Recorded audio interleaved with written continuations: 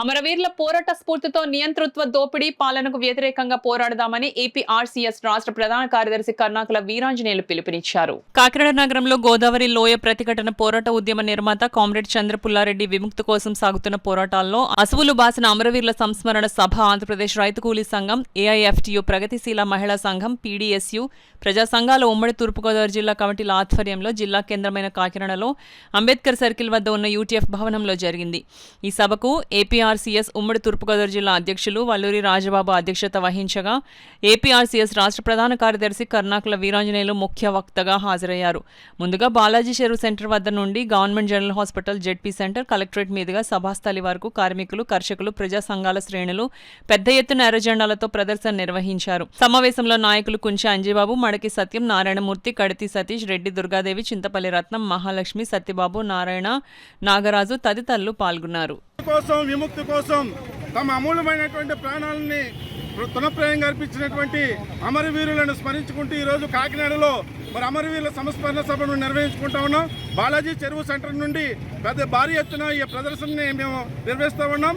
అలాగే జీజీహెచ్ మీదుగా, అలాగే కలెక్టరేట్ మీదుగా యూటీఎఫ్ హోమ్లో మరి ఈ యొక్క అమరవీరుల సంస్మరణ జరుగుతూ ఉంది. దీన్ని జయప్రదం చేయాలని కోరుతూ ఉన్నాం. అలాగే ఇప్పుడు ఉన్నటువంటి పరిస్థితులలో ఈ కేంద్ర రాష్ట్ర ప్రభుత్వాలు చాలా దుర్మార్గంగా వ్యవహరిస్తూ ఉన్నారు. నియంత్రిత దోపిడీ పాలన కొనసాగుతూ ఉంది.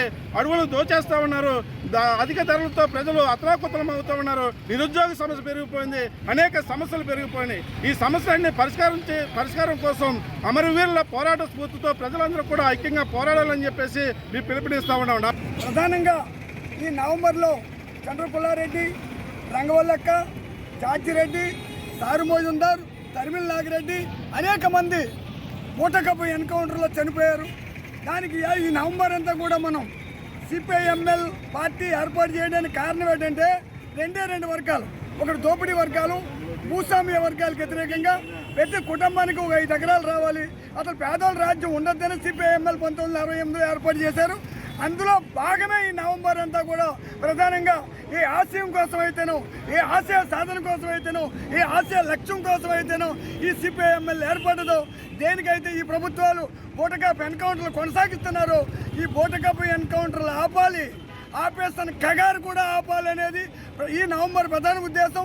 ఇవాళ అడవులన్నీ కూడా జల్లుడు పట్టేస్తూ ఉన్నారు, ఆదివాసులను చంపుతూ ఉన్నారు. ఇవాళ అమిత్ షా గారు, నరేంద్ర మోడీ గారు అవన్నీ ఆపాలనేది ప్రధాన ఉద్దేశం. బూటకపు ఎన్కౌంటర్లో ఏ లక్ష్యం కోసం అయితేనో, ఏ సిద్ధాంతం కోసం అయితేనో, ఏ భూమి కోసం అయితేనో, ఏ భుక్తివాసు కోసం అయితేనో వాళ్ళ ప్రాణాలు అర్పించారో మీ ఆశయాలు మేము ముందు తీసుకెళ్తాం, మీ లక్ష్యాలు ముందు తీసుకెళ్తాం. భూమి భుక్తి విముక్తి అయ్యే వరకు కూడా ఈ కొనసాగిస్తామనేది ఆంధ్రప్రదేశ్ రైతు కూలీ సంఘం రాష్ట్ర శాఖ ఈ సందర్భంగా తెలియజేస్తుంది. చంద్రపుల్లారెడ్డి అనేక మంది మేధావులు కూర్చొని ఈ దేశంలో భూమికి దూరంగా ఈరోజు కూడా భూమికి దూరంగా ఉన్నది కోట్లాది మంది ఉన్నారు. సంపన్నులు 100కి 20 మంది ఉన్నారు. ఈ భూస్వాములకు వ్యతిరేకంగా, ఈ సంపన్నులకు వ్యతిరేకంగా, ఈ పారిశ్రమలు ఎవరైతే బడాబాబులు ఉన్నారో బడాబాబులకు వ్యతిరేకంగా 1968లో సిపిఐఎంఎల్ ఏర్పాటు చేశారు. ఈ దేశానికి ఒక ఎర్ర జెండా అవసరం.